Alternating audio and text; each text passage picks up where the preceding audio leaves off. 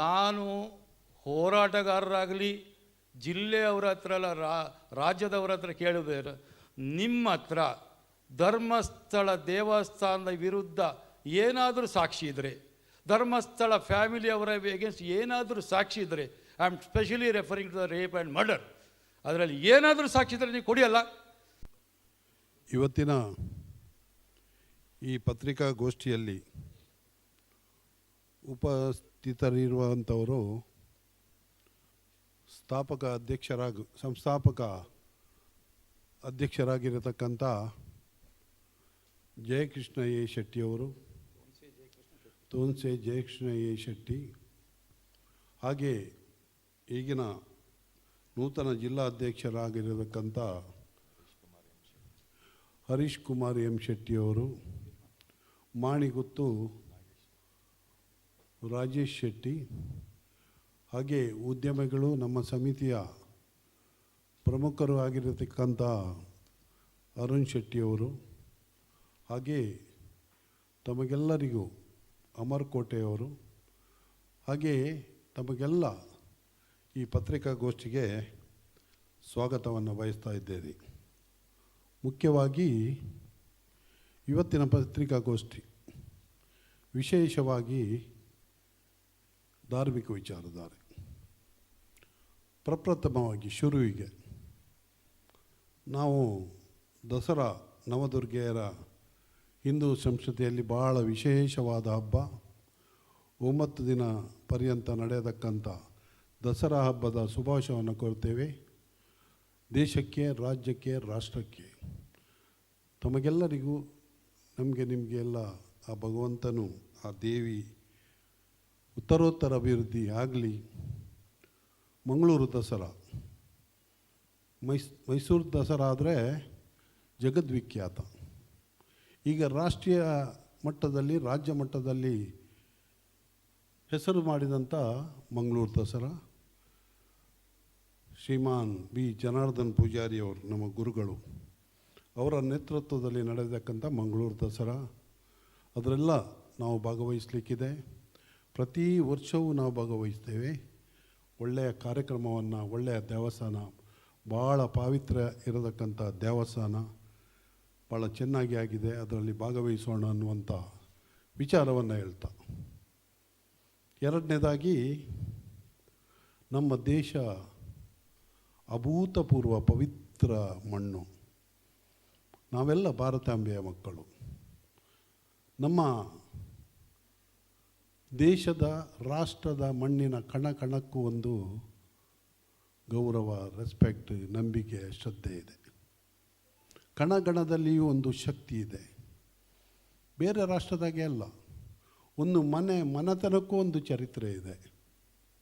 ಇದನ್ನೆಲ್ಲ ನಾವು 100-200 ವರ್ಷದ ಚರಿತ್ರೆ ಅಲ್ಲ ನಮ್ಮ ರಾಷ್ಟ್ರದ್ದು, ಸಾವಿರಾರು ವರ್ಷದ ಚರಿತ್ರೆ ಇದೆ.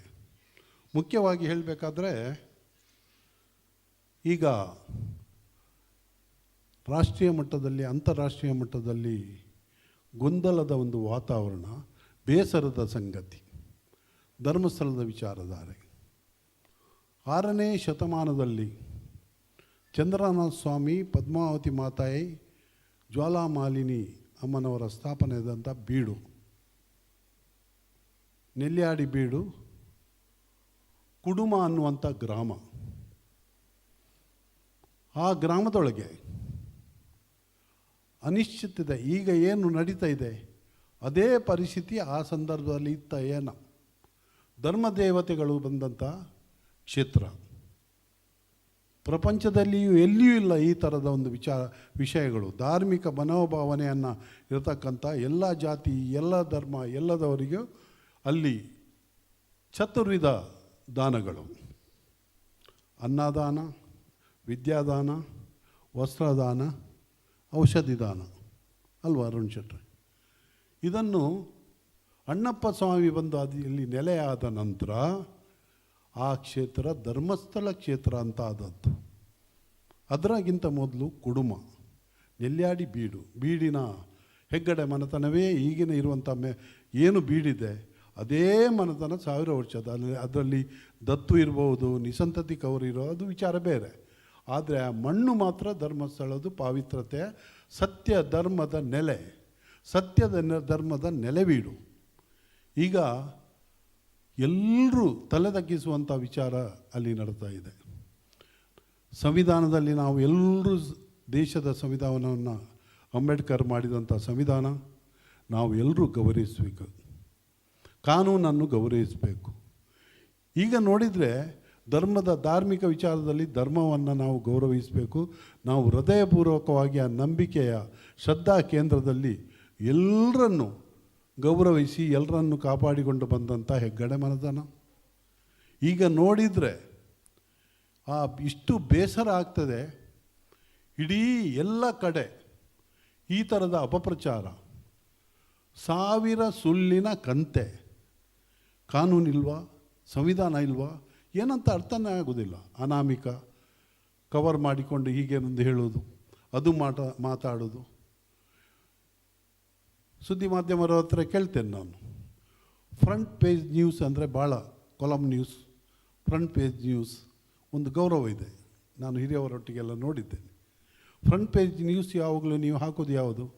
ಪ್ರೈಮ್ ಮಿನಿಸ್ಟರ್, ರಾಷ್ಟ್ರದ ವಿಚಾರಗಳು, ವಿಷಯಗಳು, ಸುದ್ದಿಗಳು, ಮತ್ತು ಪ್ರೈಮ್ ಮಿನಿಸ್ಟ್ರು, ಹೋಮ್ ಮಿನಿಸ್ಟ್ರು, ದೊಡ್ಡ ಮನುಷ್ಯರದ್ದು.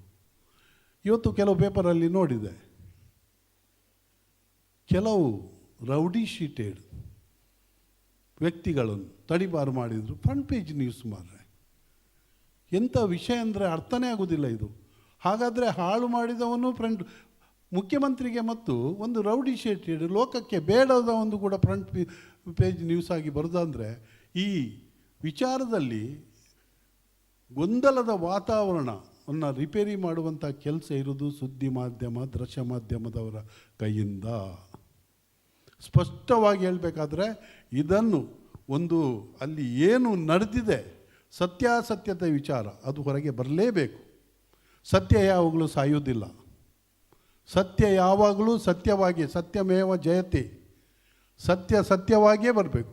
ಯಾರು ಅನ್ಯಾಯ ಮಾಡಿದ್ದಾರೆ, ನಾವು ನಂಬುವಂಥ ಧರ್ಮದೇವತೆಗಳು ಏನಿದ್ದಾವೆ, ಅಣ್ಣಪ್ಪ ಸ್ವಾಮಿ ಇರ್ಬೋದು, ಕಾಳರಾವು ಇರ್ಬೋದು, ಕಾಳರ ಕೈ ಇರ್ಬೋದು, ಎಂಥ ಧರ್ಮದೇವತೆಗಳ ಪನಿಷ್ಮೆಂಟ್ ಕೊಡಲೇಬೇಕು. ಕಾನೂನಿನಲ್ಲಿ ಯಾರಿಂದ ಅನ್ಯಾಯ ಆಗಿದೆ, ಎಷ್ಟು ದೊಡ್ಡ ಜನರು, ಎಷ್ಟು ಇನ್ಫ್ಲುಯೆನ್ಸು ಇರ್ಬೋದು, ಅವರಿಗೆ ಕೂಡ ಖಂಡಿತವಾಗಿಯೂ ಪನಿಷ್ಮೆಂಟ್ ಕಾನೂನು ಮತ್ತು ಸಂವಿಧಾನದ ಪ್ರಕಾರ ಆಗಲೇಬೇಕು. ಆದರೆ ನಾನೊಂದು ಹೇಳ್ತೇನೆ ಸ್ಪಷ್ಟವಾಗಿ, ಇಷ್ಟೆಲ್ಲ ನೋಡಿದರೆ ದೇವರದ್ದು ಒಂದು ನ್ಯಾಯಾಲಯ ಬೇರೆಯೇ ಇದೆ. ನೀವೆಲ್ಲ ವೀಡಿಯೋ ತೆಗೆಯೋ ಹಾಗೆ ದೇವರು ಪ್ರತಿಯೊಬ್ಬರದ್ದು ರಾತ್ರಿ ಆಗಲು ವೀಡಿಯೋ ತೆಗಿತಾನೇ ಇದ್ದಾರೆ, ಪಾಪ ಮತ್ತು ಪುಣ್ಯದ ವಿಚಾರಧಾರದಲ್ಲಿ. ನಾವು ಮಾಡಿದಂಥ ಅನ್ಯಾಯದ ಪರಿಮಿತಿಯಲ್ಲಿ ದೇವರು ಕೂಡ ಯಾರು ಅನ್ಯಾಯ ಮಾಡಿದ್ದಾರೆ, ಅಲ್ಲಿ ಒಂದು ಹುಡುಗಿ ಇರ್ಬೋದು, ಒಂದು ಆಸ್ತಿ ಇರ್ಬೋದು, ಒಂದು ಸೊತ್ತು ಇರ್ಬೋದು, ಧರ್ಮದ ವಿಚಾರದಲ್ಲಿ ಖಂಡಿತವಾಗಿಯೂ ದೈವ ಕೂಡ ಅವರಿಗೆ ಪನಿಷ್ಮೆಂಟ್ ಕೊಡಲೇಬೇಕು. ಅದರಲ್ಲಿ ಕಾಂಪ್ರಮೈಸ್ ಇಲ್ಲ. ಸತ್ಯ ಧರ್ಮ ಅನ್ನುವಂಥದ್ದು ನೆಲವೀಡಾಗಿ ಮುಂದಿನ ದಿನಗಳಲ್ಲಿಯೂ ಭಾಳ ಒಳ್ಳೆಯ ಕೆಲಸ ಮಾಡಿದಂಥ ಹೆಗ್ಗಡ ಮನೆತನದಿದೆ. ವೀರೇಂದ್ರ ಹೆಗ್ಗಡೆ ಅವರು ಸಾರ್ವಜನಿಕವಾಗಿ ಒಳ್ಳೆಯ ಕೆಲಸವನ್ನು ಮಾಡಿದ್ದಾರೆ, ತುಂಬ ಸಹಾಯ ಮಾಡಿದ್ದಾರೆ ಅಂತ ಆ ಕ್ಷೇತ್ರ ಖಂಡಿತವಾಗಿಯೂ ಮುಂದಿನ ದಿನಗಳಲ್ಲಿ ಪಾವಿತ್ರತೆಯ ನಮ್ಮ ಅಸ್ಮಿತೆ, ಧರ್ಮಸ್ಥಳ ಅಂತಲ್ಲ, ಯಾವುದೇ ಕ್ಷೇತ್ರ, ಕೊಲ್ಲೂರು ಇರ್ಬೋದು, ಸುಬ್ರಹ್ಮಣ್ಯ ಹತ್ತಿರದ ಕಟೀಲು ಇರ್ಬೋದು, ಯಾವುದೇ ಧರ್ಮಕ್ಷೇತ್ರಗಳಿಗೆ, ಹಿಂದೂ ಶ್ರದ್ಧಾ ಕೇಂದ್ರಗಳಿಗೆ ಇಂಥ ಒಂದು ಅಪವಾದಗಳು ವ್ಯಕ್ತಿಗತವಾಗಿ ಭಾಳ ದುಃಖದ ವಿಚಾರ ಯಾರಿಗೂ ಬರಬಾರ್ದು. ಅವನು ಅನ್ಯಾಯ ತಪ್ಪು ಮಾಡಿದರೆ ದೇವರು ನೋಡ್ತಾರೆ, ತದನಂತರ ಕಾನೂನು ಕೂಡ ನೋಡ್ತದೆ. ಎಲ್ರಿಗೂ ಆ ಪನಿಷ್ಮೆಂಟ್ ಆಗಲೇಬೇಕು. ಮುಂದಿನ ದಿನಗಳಲ್ಲಿ ಅರಮನೆ, ಬೀಡು, ಗುತ್ತುಗಳಲ್ಲಿ ದೈವಗಳ ಎದುರು ದೀಪ ಇಟ್ಟು ಪ್ರಮಾಣ ಆಗ್ತಿತ್ತು, ಮಾಣಿಗುತ್ತು ಎಲ್ಲ ಕಡೆ ಇತ್ತು. ಎಲ್ಲ ಸತ್ಯಾಸತ್ಯತೆಯನ್ನು ದೇವರ ಎದುರುಗಡೆ. ಈಗ ಆ ಧರ್ಮಸ್ಥಳ ಅಂತ ಪರಿಸ್ಥಿತಿ ಆದರೆ ನಿಮ್ಮದು ಪರಿಸ್ಥಿತಿ ಏನು? ಯಾವ ವಿಚಾರದಲ್ಲಿ ನಾವಿದ್ದೇವೆ? ಇದನ್ನೆಲ್ಲ ರಿಪೇರಿ ಮಾಡುವವರು ಯಾರು? ದಿನ ಲಕ್ಷಗಟ್ಟಲೆ, ಕೋಟಿಗಟ್ಟಲೆ ಜನ ನಮ್ಮ ಧರ್ಮಸ್ಥಳ ಕ್ಷೇತ್ರದ ಡಿವೋಟೀಸ್ ಇದ್ದಾರೆ, ಭಕ್ತಾದಿಗಳಿದ್ದಾರೆ ಥ್ರೂಔಟ್ ವರ್ಲ್ಡ್. ಇದು ನಮಗೆ ನಾಚಿಕೆ ಮತ್ತು ನಾವು ತಲೆ ತಗ್ಗಿಸುವಂಥ ವಿಚಾರ. ಹಿಂದೂ ವಿಚಾರದಲ್ಲಿ ಯಾರನ್ನು ದೂರಿ ಪ್ರಯೋಜನ ಇಲ್ಲ. ಇದರಲ್ಲಿ ಹಿಂದೂ ದೇವಸ್ಥಾನಕ್ಕೆ ಹಿಂದೂಗಳ ವಿರುದ್ಧ ಇರೋದು. ಹೆಸರು ಹೇಳೋದಿಲ್ಲ, ಮೂರನೇವರಲ್ಲ. ಇರ್ಬೋದು ಒಬ್ಬ ಎಷ್ಟೋ ಕೋಟಿ ಅಂತೆ, ಯಾರು ಅದು ಸಮೀರ್ ಅನ್ನುವ ಒಂದು ಹುಡುಗ ಎಷ್ಟೋ ಕೋಟಿ, ನಮ್ಮ ಹತ್ರ ಇಲ್ಲ ಅದು, ಅಂಥದ್ದೆಲ್ಲ ನೋಡೋದು ಕೂಡ ಇಲ್ಲ ನಾವು. ಸಮೀರ್ ಮೊಹಮ್ಮದ್ ಬ್ಯಾರಿ MN ಇದರಲ್ಲಿ ಎಲ್ಲ ಹಾಕಿದ, ಎಷ್ಟೋ ಕೋಟಿ ಇದಾಯಿತು. ಅದೇ ನಾನು ಹೇಳ್ತೇನೆ, ಮುಸ್ಲಿಂ ಸಹೋದರರು, ಕ್ರಿಶ್ಚಿಯನ್ ಸಹೋದರರು ನಮ್ಮ ಭಾರತೀಯರೇ. ನಾವು ಇನ್ನು ಮುಂದಿನ ದಿನಗಳಲ್ಲಿ ಜಾತಿಯ ವಿಚಾರ ತೆಗೆದು ಮಾತಾಡೋದಕ್ಕಿಂತ, ಧರ್ಮದ ವಿಚಾರ ತೆಗೆದು ಮಾತಾಡೋದಕ್ಕಿಂತ ವಿ ಆರ್ ಆಲ್ ಇಂಡಿಯನ್ಸ್, ನಾವು ಭಾರತೀಯರು. ಆ ಮನೋಭಾವನೆ ಬಂದರೆ ದೇಶದ ಪ್ರತಿಯೊಬ್ಬರಿಗೂ ಒಳ್ಳೆಯದಾಗ್ತದೆ. ಆ ಮೊಹಮ್ಮದ್ ಬ್ಯಾರಿ ಇಸ್ಲಾಂ ಅಥವಾ ನಬಿ ಅಲ್ಲ, ಇವರ ಬಗ್ಗೆ, ಮೊಹಮ್ಮದ್ ಪೈಗಂಬರ ಬಗ್ಗೆ ಮಾತಾಡಬಾರ್ದು, ಹೇಳಬಾರ್ದು, ಟೀಕೆ ಮಾಡಬಾರ್ದು. ಎಲ್ಲಿಯಾದರೂ ಅವನು ಮಾಡ್ತಿದ್ರೆ ಅವನನ್ನು ಕೀಮಾ ಮಾಡ್ತಿದ್ರು, ಬಿಡ್ತಿದ್ರಾ? ಹಾಗಾದರೆ ಹಿಂದೂ ದೇವಸ್ಥಾನ, ಹಿಂದೂ ಧಾರ್ಮಿಕ ನಾಯಕರಿಗೆ ಯಾರು ಕೇಳುವವರಿಲ್ಲ, ಏನು ಮಾತಾಡಿದರೂ ಆಗ್ತದೆ, ವಾಟ್ಸಪ್ ಉಂಟಂತ. ಇದನ್ನೆಲ್ಲ ಆ ದೇವರ ಮುಂಚಿನ ದಿನಗಳಲ್ಲಿ ಖಂಡಿತವಾಗಿಯೂ ಧರ್ಮ ಕ್ಷೇತ್ರವಾಗಿ ಉಳ್ತದೆ, ಧರ್ಮಕ್ಕೆ ನ್ಯಾಯ ಸಿಗ್ತದೆ, ಅನ್ಯಾಯ ಆದವರಿಗೆ ನ್ಯಾಯ ಖಂಡಿತ ಒದಗ್ತದೆ ಅನ್ನುವಂಥ ವಿಚಾರವನ್ನು ಹೇಳ್ತಾ ಮುಂದಿನ ಮಾತನ್ನು ಜಯಕೃಷ್ಣ ಎ ಶೆಟ್ಟಿಯವರು ಮಾತಾಡಲಿಕ್ಕಿದ್ದಾರೆ. ನಮಸ್ಕಾರ, ನಾನು ತೋನ್ಸೆ ಜಯಕೃಷ್ಣ ಶೆಟ್ಟಿ. ಸೇರಿದ ಎಲ್ಲ ಮೂಡುಬಿದ್ರಿಯ ಗೌರವಾನ್ವಿತ ಪತ್ರಕರ್ತರೇ, ಎಲ್ಲರಿಗೂ ನವರಾತ್ರಿಯ ಶುಭಾಶಯವನ್ನು ಹೇಳುತ್ತಾ, ನಿನ್ನೆ ಕೊಲ್ಲೂರು ಮೂಕಾಂಬಿಕಾ ದೇವಸ್ಥಾನದಲ್ಲಿ ನನ್ನ 38ನೇ ವರ್ಷದ ಚಂಡಿಕಾ ಹೋಮವನ್ನು ಮಾಡಿ, ಇವತ್ತು ಬೆಳಿಗ್ಗೆ 8 ಗಂಟೆಗೆ ನಮ್ಮ ಹಾನರೇಬಲ್ ಸ್ಪೀಕರ್ UT ಖಾದರ್ಜಿಯವರ ಹತ್ರ ಮೀಟಿಂಗ್ ಮಾಡಿ, ಈ ಜಿಲ್ಲೆಯ ಪರವಾಗಿ ಈ ಜಿಲ್ಲೆಗೆ 100 ವರ್ಷದ ಡ್ರಾಫ್ಟ್ ಪ್ಲಾನಿಂಗ್ ನಾವು ಕೊಟ್ಟಿದ್ದೇವೆ, ಅದನ್ನು ಇಂಪ್ಲಿಮೆಂಟೇಷನ್ ಮಾಡಬೇಕು. ಜಿಲ್ಲೆಗೆ ಖಾದರ್ ಸರ್ ಆ ಟೈಮ್ನಲ್ಲಿ ನಮ್ಮ ಸಮಿತಿಯ ರೆಪ್ರೆಸೆಂಟೇಷನ್ ಮೇರೆಗೆ 24 ಗಂಟೆ ಪವರ್ ಗ್ರಿಡ್ಡಿಗೆ ಕಂಟಿನ್ಯೂಸ್ ಪವರ್ ಸಪ್ಲೈ ಇದೆ. ಆದರೆ ಇಲ್ಲಿ ಸ್ವಿಚ್ ಗಿಯರ್ ಟ್ರಾನ್ಸ್ಫಾರ್ಮರ್ ಡಿಸ್ಟರ್ಬೆನ್ಸಿಂದ ಬರೋದಿಲ್ಲ ಪವರ್, ಅದನ್ನೆಲ್ಲ ಸರಿ ಮಾಡಬೇಕು. ಅದಲ್ಲದೆ ನೇತ್ರಾವತಿ ರಿವರ್ನ ಕಂಟೆಮಿನೇಷನ್ ಅದನ್ನು ಸರಿ ಮಾಡಬೇಕು, ಅದಕ್ಕೆ ರೆಪ್ರೆಸೆಂಟೇಷನ್ ಕೊಟ್ಟಿದ್ದೇವೆ. ಬಿಕಾಸ್ ನೇತ್ರಾವತಿ ರಿವರ್ನ ನೀರು ಮಂಗಳೂರು ಸಿಟಿಗೆ ಕುಡಿಯೋ ನೀರಾಗಿ ಬರ್ತದೆ, ಅದನ್ನೆಲ್ಲ ಅವರು ಸರಿ ಮಾಡ್ತಾರೆ ಅಂತ ಆಶ್ವಾಸನೆ ಕೊಟ್ಟಿದ್ದಾರೆ. ಅದೇ ಅಲ್ಲದೆ ಈ ಜಿಲ್ಲೆಯ ಕೋಮುವಾದ ನಿರ್ಮೂಲನವನ್ನು ಮಾಡಬೇಕು ಎಂಬ ವಾದವನ್ನು ನಾವು ಮಾಡಿದ್ದೇವೆ. ಕೋಮುವಾದ ನಿರ್ಮೂಲನಕ್ಕೆ ಒಂದು ಸಭೆಯನ್ನು ಕೂಡ ಮಾಡ್ತೇವೆ. ನಾವು ಹಾನರೇಬಲ್ ಸ್ಪೀಕರ್ ಅವರನ್ನು ಖಾದರ್ ಅವರು ಇನ್ವೈಟ್ ಮಾಡಿದ್ದೇವೆ, ಅವರು ಬರ್ತಾರೆ ಅಂತ ಹೇಳಿದ್ದಾರೆ. ಮುಂದಿನ ದಿನದಲ್ಲಿ ಕೋಮುವಾದ ನಿರ್ಮೂಲನ ಒಂದು ಸಭೆ ನಮ್ಮ ಸಮಿತಿ ಮಾಡ್ತಾಯಿದೆ. ಈ ಮಾಡೋದಕ್ಕೆ ಕಾರಣ ಈ ನಮ್ಮ ಜಿಲ್ಲೆಯ ಅಭ್ಯುದಯಕ್ಕೆ ಇದು ಬೇಕಾಗಿದೆ. ಇಲ್ಲಿ ನಾವು ನಮ್ಮ ಜಾತಿಯಲ್ಲ, ನಮ್ಮ ಮನೆಯಲ್ಲಿ ಹೊರಗೆ ನಾವೆಲ್ಲರೂ ಒಬ್ಬರೇ ವಿ ಆರ್ ಇಂಡಿಯನ್ಸ್ ಅಂತ ಮಾತಾಡುತ್ತಾ ನಾವು coming to the subject of ಧರ್ಮಸ್ಥಳದ ವಿಚಾರವಾಗಿ ನೋಡಿ, ಧರ್ಮಸ್ಥಳದ ಮಂಜುನಾಥೇಶ್ವರ, ಧರ್ಮಸ್ಥಳ ಅಣ್ಣಪ್ಪ ಸ್ವಾಮಿ, ಚಂದ್ರ ಸ್ವಾಮಿ ಅವರ ಹತ್ರ ಪ್ರಾರ್ಥನೆ ಮಾಡಿ 5 ನಿಮಿಷದಲ್ಲಿ ಫಿನಿಷ್ ಮಾಡ್ತೇನೆ. ಧರ್ಮಸ್ಥಳ ಸಬ್ಜೆಕ್ಟ್ ನಿಮಗೆ ಎಲ್ಲ ಗೊತ್ತಿದೆ. ಒಂದು ಲಾಸ್ಟ್ ಮೆನಿ ಇಯರ್ಸ್ 15 ವರ್ಷದ ಧರ್ಮಸ್ಥಳ ವಿರೋಧವಾಗಿ ಒಂದು ಹೋರಾಟ ಆಗ್ತದೆ. ಆ ಹೋರಾಟದಲ್ಲಿ ಯಾರೂ ಆ ಹೋರಾಟದಲ್ಲಿ ಎಂಥ ಉಂಟ ಪ್ರೂಫ್ ಇಷ್ಟುವರೆಗೆ ಕೊಡಲಿಲ್ಲ. ಧರ್ಮಸ್ಥಳ ನಾವು ಎಂತ ಹೇಳೋದು, as A founder of our ಸಮಿತಿ ಎಲ್ಲ ನಾವೆಲ್ಲ 25 ವರ್ಷ ಸೇವೆ ಈ ಜಿಲ್ಲೆಗೆ ಮಾಡಿದ್ದೇವೆ. ವೈ ಹಾನೆಸ್ಟ್ಲಿ ಇನ್ಕ್ಲೂಡಿಂಗ್ ಕುದುರೆಮುಖ ಟೈಮ್ನಲ್ಲಿ ನೀವೆಲ್ಲ ಬಂದಿದ್ದೀರಿ. ನಾವೆಲ್ಲ ಸತ್ಯವನ್ನೇ ಮಾತಾಡಿದ್ದು ನಾವು ಈ ಸಮಿತಿಯನ್ನು ನಡೆಸ್ತಾ ಇದ್ದೇವೆ.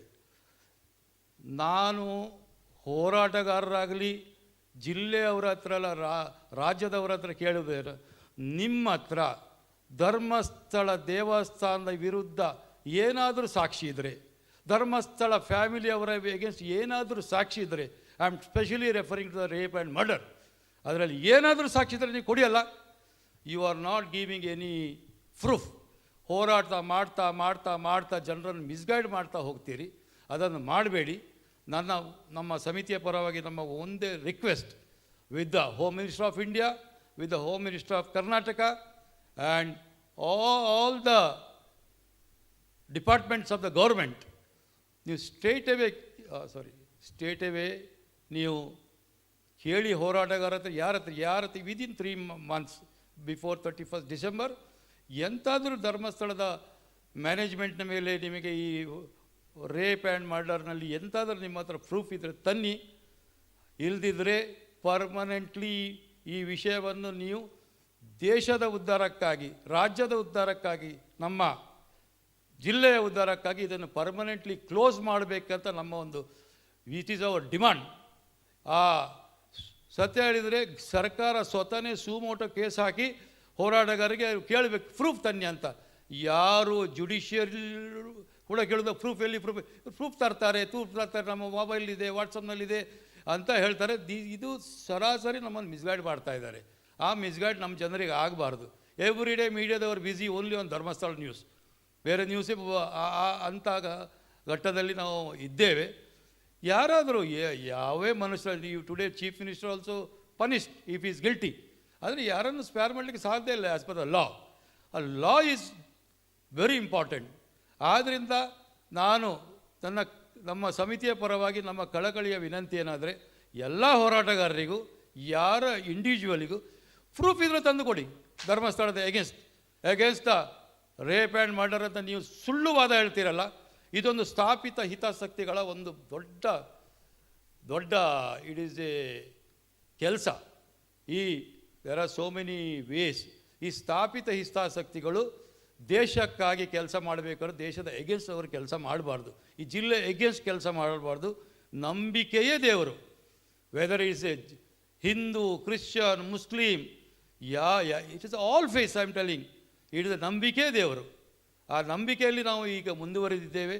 ಒಂದು 1000 ವರ್ಷದಿಂದ ಒಂದು ನಂಬಿಕೆ ಇದೆ ಪ್ರತಿಯೊಂದು ಕ್ಷೇತ್ರಕ್ಕೂ. ಅದು ಧರ್ಮಸ್ಥಳ ಆಗಿರ್ಬೋದು, ಉಳ್ಳಾಲ ದರ್ಗಾ ಆಗಿರ್ಬೋದು, ಹತ್ತೂರು ಚರ್ಚ್ ಆಗಿರ್ಬೋದು, ಅಲ್ಲ ಬೇರೆ ಬೇರೆ ನಮ್ಮ ಕ್ಷೇತ್ರಗಳು, ಅದೆಲ್ಲ ನಂಬಿಕೆ ಸ್ಥಳ, ಅದೆಲ್ಲ ಶಕ್ತಿಪೀಠಗಳು. ಅದರ ಭಾವನಕ್ಕೆ ಧಕ್ಕೆ ಬರುವ ಕೆಲಸ ಯಾರೂ ಮಾಡಲೇಬಾರ್ದು. ಇವರು ಹೇಳಿದರು, ನಮ್ಮ ಮೊಹಮ್ಮದ್ ಸಮೀರ್ ಅಂತ ಒಂದು ವಾಟ್ಸಪ್ ಆರ್ಟಿಫಿಷಿಯಲ್ ಇಂಟೆಲಿಜೆನ್ಸ್ ಮಾಡಿ ಇಡೀ ದೇಶಕ್ಕೆ ಸುಳ್ಳು ನ್ಯೂಸನ್ನು ಮಾಡಿಬಿಟ್ಟಿದ್ದಾನೆ. ಅವನು ಎಗೇನ್ಸ್ಟ್ ಕೂಡ ಏನದು what that there is no action. ನಾವು finally I urge the government of India Home Minister, government of Karnataka Home Minister, call for the proof. ಎಜಿಟೇಟರ್ ನಿಮ್ಮ ಜವಾಬ್ದಾರಿ.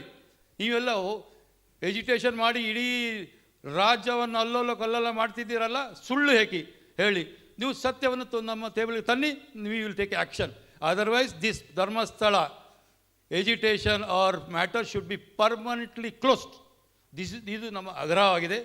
ನಾಳೆ ಇಲ್ಲ ನಾಡ್ದು ನಾವು ಸೆಂಟ್ರಲ್ ಹೋಮ್ ಮಿನಿಸ್ಟರ್, ರಾಜ್ಯದ ಹೋಮ್ ಮಿನಿಸ್ಟರ್ಗೆ ಕೂಲಂಕುಷವಾಗಿ ನಾವು ಪತ್ರ ಬರಿತೇವೆ.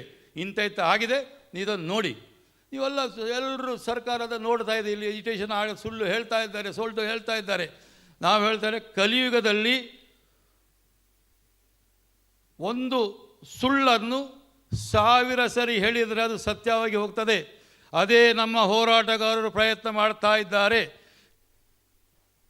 ಧರ್ಮಸ್ಥಳದಲ್ಲಿ ಅವರು ಹೇಳುವ ಸುಳ್ಳನ್ನು 1000 ಸರಿ ಹೇಳ್ತಾ ಜನರಿಗೆ ಅದನ್ನು ಸತ್ಯವಾಗಿ ಹೇಳುವ ಪ್ರಯತ್ನ ಮಾಡ್ತಾ ಇದ್ದಾರೆ. ನಾನು ಮುಂಚೆ ಕೂಡ ಹೇಳಿದ್ದೇನೆ, ಧರ್ಮಸ್ಥಳದ ಧರ್ಮಕ್ಷೇತ್ರ ಎಲ್ಲಾದರೂ ಕಲಿಯುಗದಲ್ಲಿ ಒಂದು ಸುಳ್ಳನ್ನು ಸತ್ಯವಾಗಿ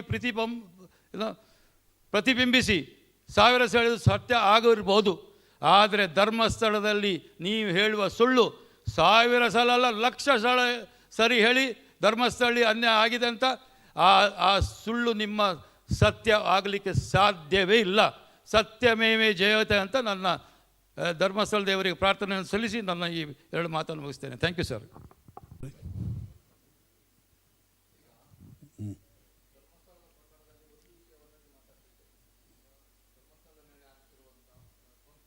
ಎಸ್ ಸರ್.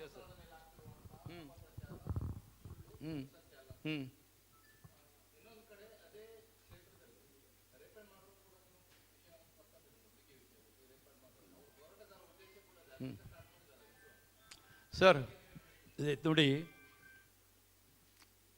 ಸೌಜನ್ಯ ಅಂತ ಹುಡುಗಿಗೆ ಹಾಗೆ ನ್ಯಾಯ ಸಿಕ್ಕಲೇಬೇಕು. ಎಲ್ಲರೂ ಅದೇ ಪ್ರಾರ್ಥನೆ. ಸೌಜನ್ಯ ಅಂತ ಎಷ್ಟು ಕೇಸ್ ಮರ್ಡರ್ ಆಗಿದೆ, ರೇಪ್ ಆಗಿದೆ, ಅವರಿಗೆಲ್ಲರಿಗೂ ನ್ಯಾಯ ಸಿಗಬೇಕು. ಎಲ್ಲರಿಗೆ. It is not only Sowjanya ಒಬ್ಬಳಲ್ಲ, there are so many cases. ಅವರಿಗೆಲ್ಲ ನ್ಯಾಯ ಸಿಗಬೇಕು. ನಾಟ್ ಓನ್ಲಿ ಸೌಜನ್ಯ, ಒಂದು ವೇಳೆ ಆಗಿದ್ರೆ. ಆದರೆ ಸರ್, ಕೋರ್ಟ್ ಕಚೇರಿ ಸುಪ್ರೀಂ ಕೋರ್ಟ್ವರೆಗೆ ಸೌಜನ್ಯ ಕೇಸ್ ಎಲ್ಲ ಕ್ಲೋಸ್ ಆಗಿದೆ. ಆದರೆ ನಾನೇ ಅಂತ ಹೇಳೋದು, ಸೌಜನ್ಯ ವಿಶ್ವವಿದ್ಯಾಲಯ ಇದ್ದರೆ ನೀವು ಪ್ರೂಫ್ ತಂದು ಕೊಡಿ ಅಲ್ಲ sir. What with the judiciary and police want proof. ನೀವು 15 ವರ್ಷ ಹೋರಾಟ ಮಾಡಿ ಅದಕ್ಕೆ that should come to an logical end. ನಾನು ಪದೇ ಹೇಳ್ತೇನೆ, ಸೌಜನ್ಯಕ್ಕೆ along with Sowjanya there are so many rape and murder cases are there. ಇಷ್ಟರವರೆಗೆ ಅದನ್ನು ಪೊಲೀಸ್ ಹಿಡಲಿಕ್ಕೆ ಆಗಲಿಲ್ಲ, ಅವರಿಗೆ ಕೂಡ ಜಸ್ಟಿಸ್ ಬೇಕು. ಇದು ನಮ್ಮದು ಪ್ರಥಮ ವಾದವೇ. ಆದರೆ there is no compromise on that.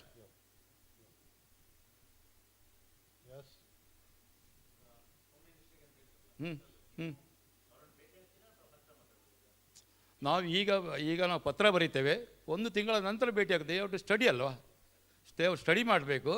So ಆ 1 ತಿಂಗಳ ನಂತರ ಭೇಟಿ ಮಾಡಿಸಿ ಕೂಲಂಕುಷವಾಗಿ ಏನಾಗಿದೆ they should also call for the report from police department ಎಂತೆಂತ ಆಗಿದೆ. ಮತ್ತೊಂದು ಸರ್, SIT ರಿಪೋರ್ಟ್ ತುಂಬ ಡಿಲೇ ಆಗ್ತಾಯಿದೆ. ಆ ಡಿಲೇ ಆಗಬಾರ್ದು. SIT report should be closed immediately. ಬಂದರೆ 13 ಗುಂಡು ಅಗದಿದ್ದರು, ಏನೂ ಸಿಕ್ಕಲಿಲ್ಲ. ಈಗ ಇದು ಎಕ್ಸ್ಟ್ರಾ ಮಾತಾ ಹೇಳ್ತಾ ಇದ್ದೇನೆ.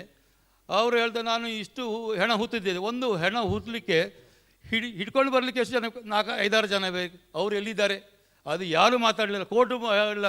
ಈ ಹಣ ಯಾರೆಲ್ಲ ಕನ್ನಡ ಅಂತ ಬಂಗಾಬಿಡು ಯಾರು ಮಾತಾಡ ತುಂಬೊಂದು ವೈದಿನ್ ಹೊಣ ವ್ಯಾರ್ ಇಸ್ ದ ಕ್ವಶನ್. ಬಗ ಹೊಂಡ ಆಗಲಿಕ್ಕೆ 1 ಜನ ಹೊಂಡ ತೆಗಿಲಿಕ್ಕೆ ಆಗೋದಿಲ್ಲ. 4-5 ಜನ ಆದರೂ ಅವರೆಲ್ಲ ಎಲ್ಲಿದ್ದಾರೆ? Question that nobody, not judiciary, no police as today. ಎಲ್ಲರನ್ನು ಎನ್ಕ್ವೈರಿ.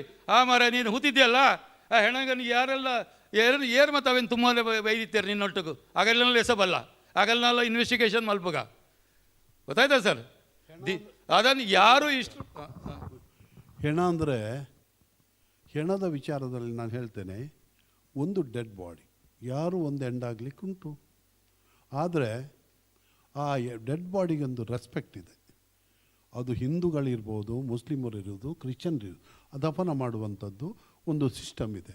ಕ್ರಿಶ್ಚಿಯನ್ ಮುಸ್ಲಿಮ್ಸು ಅವರ ಕಬ್ರಸ್ಥಾನದಲ್ಲಿ ಮಾಡ್ತಾರೆ. ನಮ್ಮ ಹಿಂದೂಗಳಲ್ಲಿ ಹೆಚ್ಚಿನ ವಿಷಯ ಇವತ್ತಿನವರೆಗೂ ಸ್ಪಷ್ಟವಾದ ಸ್ಮಶಾನಗಳಿಲ್ಲ. ಅದು ಕೂಡ ಕಾಶಿ, ರಾಮೇಶ್ವರ ಇಂಥ ಪ್ಲೇಸ್ಗಳಲ್ಲೆಲ್ಲ ಧರ್ಮಸ್ಥಳದಲ್ಲಿ ಬಂದು ಸುಸೈಡ್ ಮಾಡೋದು, ಮೋಕ್ಷಕ್ಕೆ ಹೋಗುವಂಥ ಮನೋಭಾವನೆ, ಆ ಥರ ಸುಸೈಡ್ಗಳಾಗ್ತದೆ. ಹೆಣ ಅಂತ ಹೇಳಿದ ಒಳ್ಳೆಯ ಜಯಕೃಷ್ಣ, ಎಷ್ಟು ಜನ ಸೇರಬೇಕು ಅದನ್ನು ದಫನ ಮಾಡಲಿಕ್ಕೆ? ಒಂದು ಮರ್ಡ್ರೇ ಆಯ್ತಂತ ಹೇಳುವ, ಒಬ್ಬನಿಗೆ ಹೊತ್ಕೊಂಡು ಹೋಗಿ ಆ ಹೊಂಡಕ್ಕೆ ಹಾಕಲಿಕ್ಕೆ ಆಗ್ತದಾ? ಇದರಲ್ಲೆಲ್ಲ ಹಿನ್ನೆಲೆ ಏನುಂಟು? SITಯನ್ನು ಮಾಡಿದ್ದು ಭಾಳ ಉತ್ತಮವಾದಂಥ ಸರ್ಕಾರದ ಕೆಲಸ. ಸರ್ಕಾರ ಏನೆಲ್ಲ ಮಾಡ್ತಾ ಇದೆ ಅದು ಉತ್ತಮನೇ. ಯಾವುದೇ ಪಕ್ಷ ರಾಜ್ಯಕ್ಕೆ ಬೇಡ. ಇದರಲ್ಲಿ ಆಫೀಸರ್ಸನ್ನು ಯಾರನ್ನೆಲ್ಲ ಹಾಕಿದ್ದಾರೆ? ಒಳ್ಳೆಯ IPSಗಳನ್ನು ಹಾಕಿದ್ದಾರೆ. ಒಬ್ಬ IPS ಅಲ್ಲದವ, ಶಾಲೆಗೆ ಹೋಗದವ IPS IASಗೆ ಚಾಲೆಂಜ್ ಮಾಡ್ತಾನಂತ ಹೇಳಿದರೆ, ಹಾಗಾದರೆ ನಮ್ಮಲ್ಲಿ ಸಂವಿಧಾನ ಎಜುಕೇಷನ್ಗೆ ಎಷ್ಟು ರೆಸ್ಪೆಕ್ಟ್ ಸಿಕ್ಕಿತು? ಒಂದು. ಎರಡನೇದಾಗಿ ಅಲ್ಲಿ ಕುಲಂಕುಷವಾಗಿ ಸ್ಪಷ್ಟವಾಗಿ ನೋಡಿದರೆ ಏನೆಲ್ಲ ನಡೆದಿದೆ, ಯಾರೆಲ್ಲ ಇದ್ದಾರೆ, ಇಷ್ಟು ಸಮಯ ಬೇಕಂತ ಇಲ್ಲ ಅಲ್ವಾ? ಸರ್ಕಾರ ಒಳ್ಳೆಯ ಕೆಲಸ ಮಾಡ್ತಾ ಇದೆ. ಮತ್ತು 3 ಪಕ್ಷದ ರಾಜಕೀಯದವರಿಗೆ ಕೂಡ ಹೇಳೋದು, ಜಯಕೃಷ್ಣ, ರಾಜಕೀಯ ಮಾಡಬಾರ್ದು. ಇದರಲ್ಲಿ ರಾಜಕೀಯ ಸ್ವಾರ್ಥ 3 ಪಕ್ಷದವರು ಮಾಡಬಾರ್ದು. ಯಾವುದೋ ಸಮ್ಮೇಳನ ಮಾಡೋದು, ಅದು ಮಾಡೋದು. ಧಾರ್ಮಿಕ ಕ್ಷೇತ್ರದಲ್ಲಿ ರಾಜಕೀಯೇತರವಾಗಿ ಅದನ್ನು ಪ್ರತಿಬಿಂಬಿಸುವುದು ಒಳ್ಳೆಯದು. ಸರ್, ಫೈನಲ್ ನಮ್ಮ ಸಮಿತಿ ಸರ್ಕಾರದ ಹತ್ರ ಡಿಮಾಂಡ್ ಮಾಡ್ತಾ ಇದೆ, ಗೃಹ ಮಂತ್ರಿ ಅವರ ಹತ್ರ, ಪರಮೇಶ್ವರ್ ಹತ್ರ, ಈ SIT ರಿಪೋರ್ಟನ್ನು ಆದಷ್ಟು ಬೇಗ ಅವರಿಗೆ ಸಬ್ಮಿಟ್ ಮಾಡಲಿಕ್ಕೆ ಹೇಳಿ. SIT ಟೀಮಿಗೆ ಅದನ್ನು ಪಬ್ಲಿಕ್ ಡಿಕ್ಲೇರ್ ಮಾಡಿ. What is that report? It should not take such a long time. Is only they are talking about uh burials ಎಷ್ಟಾಗಿದೆ. ಮತ್ತೊಂದು ಹೇಳ್ತಾನೆ, ಬಂಗಲೆಗುಡ್ಡೆ ಅಂತ ಹೇಳ್ತಾರೆ, ಜಗದೀಶ್ ಅಧಿಕಾರರ ಮಾತು. ಅಲ್ಲಿ 500 ವರ್ಷದಿಂದ ನೇತ್ರಾವತಿ ನದಿಯಲ್ಲಿ ಅಸಹಜ ಸಾವು ಅಂತೆಲ್ಲ ಆಗಿದೆ. ಅದನ್ನು ಎಲ್ಲ ಹೂತಿದ್ದು ಅದೇ ಜಾಗದಲ್ಲಿ ಜಗದೀಶ್ ಅಧಿಕಾರ ಅವರು ಅಲ್ಲಿ ಹೂತ್ರೆ. ಇಫ್ ಯು ರಿಯಲಿ ಅಲ್ಲಿ ಇನ್ನೂ ಕೂಡ ಸ್ಕೆಲೆಟನ್ ಸಿಗಲಿಕ್ಕೆ ಚಾನ್ಸ್ ಇದೆ. ಆದರೆ ಅದು ಎಲ್ಲ ಸ್ಕೆಲೆಟನ್ ಅದು ಧರ್ಮಸ್ಥಳ ಕ್ಷೇತ್ರಕ್ಕೆ ಅಂತ ಬಿಂಬಿಸ್ತಾರಲ್ಲ, that is totally wrong. So I am just wanted to say, ನಾವು ಹೇಳಿದ ನಿಮಗೆ ವಿಷಯ ಗೊತ್ತಾಗಿದೆ. Thank you very much sir. Thank you. ಏನಾದರೂ ಕ್ವಶನ್ ಉಂಟಾ ಸರ್?